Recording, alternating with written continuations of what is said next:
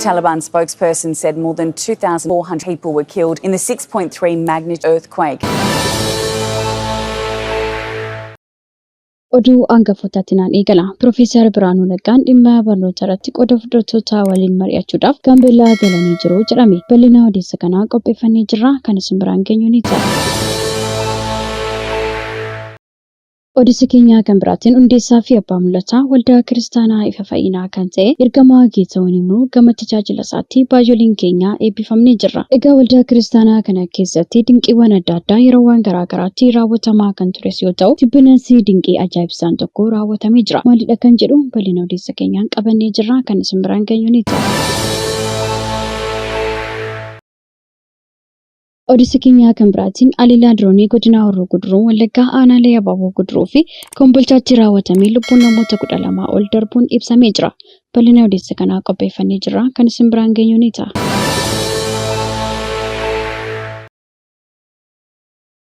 Odeessa keenya kan biraatiin dhaabbanni amantaa Itoophiyaa magaalaa uummata wal hubannoo dogoggoraa fi jiraattota gidduu jiru furuudhaaf hojjechaa jira jedhame.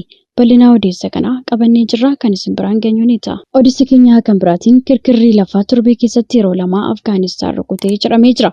Bal'ina odeessa kanaaf kanneen biroo qabannee jirra. Hanga xumura odeessa keenyaatti turtiin keessan nu waliin haa ta'u.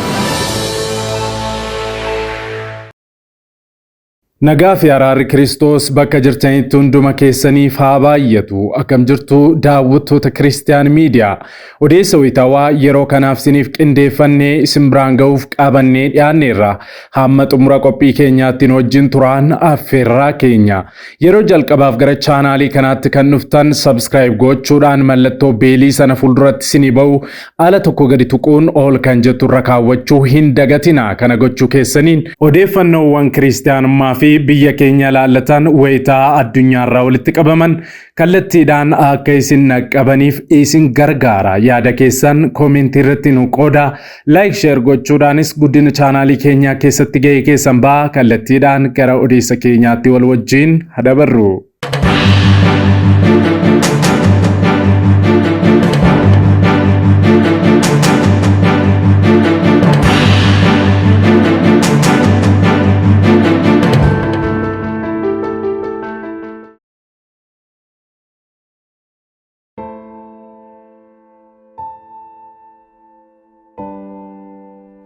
Odeessa keenya jalqabaatiin Profeesar Biraanuu Naggaan dhimma barattoota irratti akkasumallee barnoota irratti qooda fudhattoota waliin mari'achuudhaaf Gaambeellaa galanii jiru jedhame. Egaa ministeera barnootaa Profeesar Biraanuu Naggaan dhimma barnoota irratti qooda fudhattoota waliin mari'achuudhaaf Gaambeellaa galuun isaanii dhagahamee jira. Jilichi wayita buufata xiyyaaraa Gaambeellaa ga'utti pireezidaantiin naannichaa obbo Umud Ujulu dabalatee hooggantoota olaanoo naannichaatiin simannaan taasifameefii jira. Dhimma barnootaa ilaalchisee qooda fudhattoota waliin marii kan taasisan ta'uu ragaan biiroo kominikeeshinii naannicharraa argamee ni mul'isa.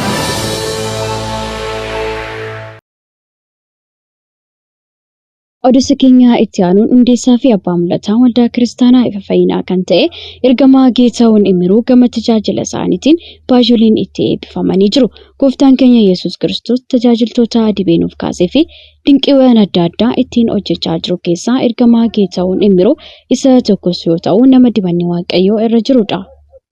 Egaa waldaa kiristaanaa ifa fayyinaa keessatti dinqiiwwan adda addaa yeroowwan garaagaraatti osoo raawwatamanii hedduminaan kan arginus yoo ta'u, dhukkubsattoonni hedduun fayyanii yeroo isaan dhugaa ba'anillee argaa turree jirra. Kana malees kanneen daa'iman dhabanillee kadhatamee fi dinqiiwwaniidhaan adda addaatiin yeroo isaan argatan, kana malees caba garaagaraa kan qabanii fi dhukkubbiin isaanii karaa mana yaalaa fala kan dhabe waldaa kana adeemuudhaan erga kadhatamee fi booda baay'ooliin isaanii dhuga baatota ta'anii jiru. Marree tibbanas dinqiin ajaa'ibsaan tokko waldicha kanaa kan dhagahame yoo ta'u, caalacha akka gooftaadhaaf ulfina laannoo fi galateeffannollee kan nu taasisudha. Namoota waldichatti dinqiin ta'eef keessaa dubartiin tokko akkana jechuudhaan haala turee fi haala amma jiru jireenya isheetiif gaarummaa ta'ee dhugaa baatee jirti. Dubartiin kun maqaan ishee Dimamuu Margaa kan jedhamtus yoo ta'u, waa'ee mucaa ishee dhugaa baatee jirti. Mucaa ishee deessee sa'aatii tokko keessatti jalaa kan dhukkubsate yoo ta'u, mucaa ishee yeroo harma hodhuu dadhabuurraan kan ka'e kan ol deebisisu akka ta'ellee dubbattee jirti. Egaa mucaan ishee kun dhukkubsachuurraan kan ka'e mucaa ishee kana gara hospitaala deessetti geessuudhaan yaalchisuudhaaf yaaltee turte. Haa ta'u malee egaa isaanis humna isaanii gararraa waan ta'eef gara hospitaala Bishooftuutti riifarii barreessaniif. Hospitaalii Bishooftus humna isaanii gararraa ta'uurraan kan ka'e hospitaala Xiquur Ambassaatti riifarii kan barreessaniif ta'uu dubbattee jirti. Haala kana keessatti mucaa ishee kun garaansaa bubuquudhaan hedduu akka guddateellee himtee jirti. Maarree yeroo isheen hospitaala Xiquur Ambassaa deemtetti isaanis omaasiif gochuu hin dandeenyu mucaan kee dirqama opereeshinii ta'uu qaba jedhanii itti himan. Sana booda opereeshinii taasisanii mucaan ishee qaamni isaa karaa bobbaa ittiin baasu duudaa waan ta'eef karaa biraa baasuu akka qabullee itti himan. Haaluma kanaan mucaan ishee hanga ji'a ja'a karaa uumamaa malee karaa biraa bobbaa akka turellee dubbattee jirti. Egaa kuni kanaan osoo jiru mucaan ishee kun ammas dhukkuba biraatiin qabame.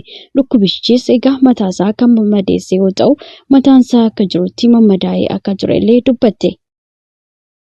Maarree ammas hedduu dhiphachaa akka turtee fi halkaniif guyyaa baattee waliin rakkachaa akka turtellee himtee jirti. Egaa ogeessoliin fayyaa hospitaala Xiquur Ambassaa karaan bobbaa mucaan kun baasu mucaan kun osoo hin guddatin iddootti deebi'uu qaba waan ta'eef siree qabachuudhaan asumatti yaalchisii jechuudhaan itti himan. Haa ta'u malee isheen ammoo wayituma kanaa gara waldaa ifa fayyinaa adeemuudhaan akka mucaa isheetiif kadhatamuu nama Waaqayyoo ergamaa Geetahuun Imiruu bira adeemte. Sana booda ergamaa Geetahuun Imiruu zayita dibataa itti gochuudhaan maqaa Yesuusiin har'aa kaasee bilisaa iddootti deebi'eera jechuudhaan harka isaanii irra kaa'anii akka kadhataniif dubbatte. Egaa sana booda guyyaan beellamaa ga'e gara hospitaala Xiquur Ambassaa gaafa deebitu ogeeyyoliin fayyaa bakki bobbaa mucaa kanaa banamee jira jechuudhaan oduu gammachiisaa akka itti himanillee dubbattee jirti. Maarree namni Waaqayyoo kadhatee fi osoo hin turin karaan bobbaasaa ji'a ja'aaf cufamee ture kan banamee ta'uu akkasumallee iddoo isaatti akka deebi'e ogeeyyoliin fayyaa itti himuusaa gammachuu guddaadhaan illee dhugaa baatee jirti.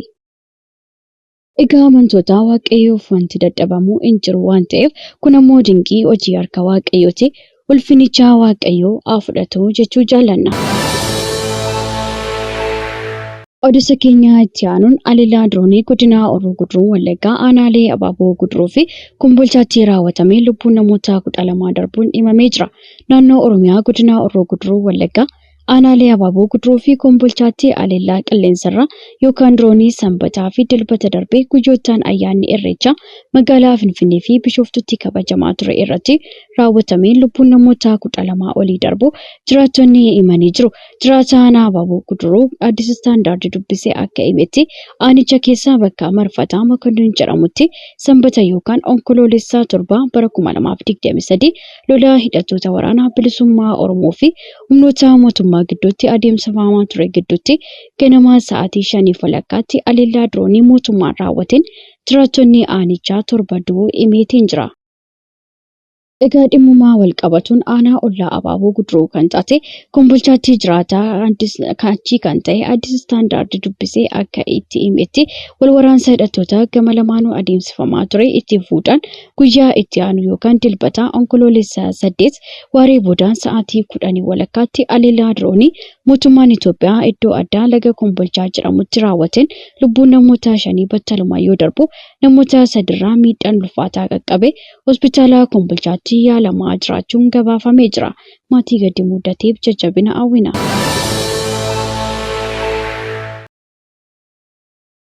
Odeessa keenya itti aanuun dhaabbanni amantaa Itoophiyaa magaalaa uummattoota wal hubannoo dogoggoraa jiraattota gidduu jiru furuudhaaf hojjetaa jira jedhame. Yaa'ichi erga wal dhabdeen kun ka'ee as rakkoo kana furuudhaaf yaalaa akka jirullee himamee jira. Kibxata darbee barreessaa waliigalaa yaa'ichaa Lubii Tsaggaayee Taaddalee fi miseensonni boordii hojii raawwachiiftuu yaa'ichaa kan biroon namoota qe'ee isaanirraa buqqa'anii godina Guraagee magaalaa Buttaajiraa gaaddisa godhatan akkasumallee maatii godina Silxee magaalaa Qawaat keessatti gadda keessa jiranii fi miidhamtoota ta'anillee daawwataniitiin jiru. Yaa'ichi buqqaatotaa fi miidhamtootaaf deeggarsa maallaqaa taasisee jira.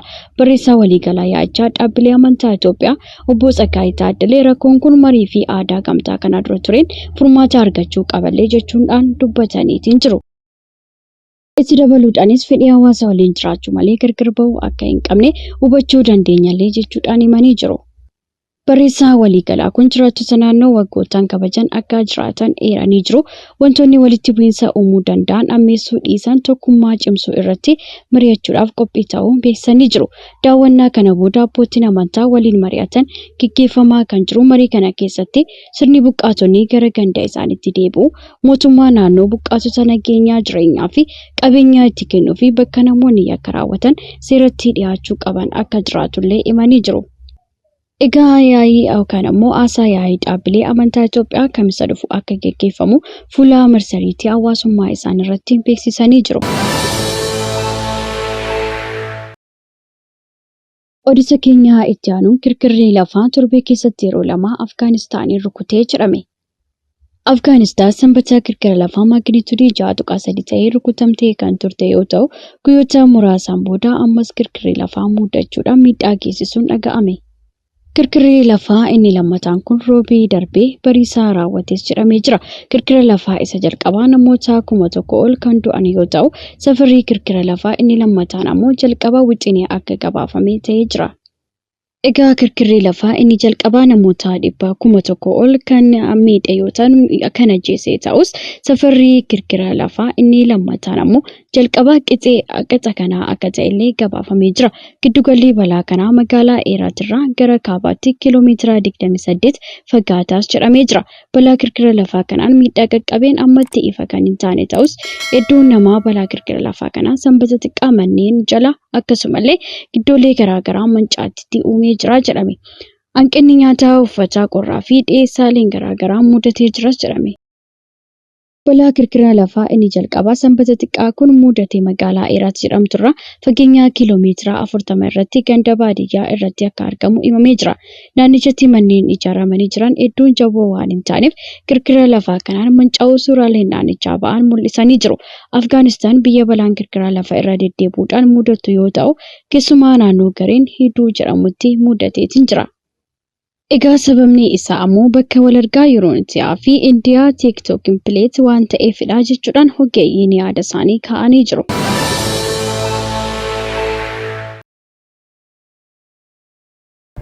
Waggoota dheeraadhaaf kiristaanonni miidiyaalee ittiin sagalee isaanii ibsatan dhabuun rakkataa turaniiru.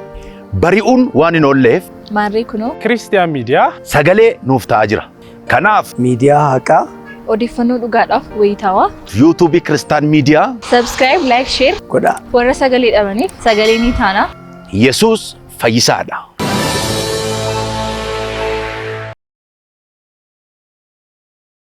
Egaan daawwattoota Kiristiyaan miidiyaa odeessii wayitaawaa yeroo kanaaf siniif qindeeffannee kanumaan gaammaatti daawwattanidha.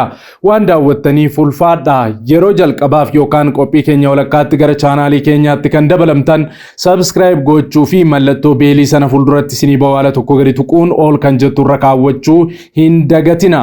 Yaada keessan koomentii irratti nu qoodaa, like, share gochuudhaanis guddina chaanaalii keenyaa keessatti gahee keessan ba'a. Sa'aatii muraasaa booddee odeeffannoo kiristaanummaa gara birootiin hamma deebinee wal arginutti turtii gaarii isiniif haa ta'u. Gooftaan hunduma keessanuu isin haa eebbisu.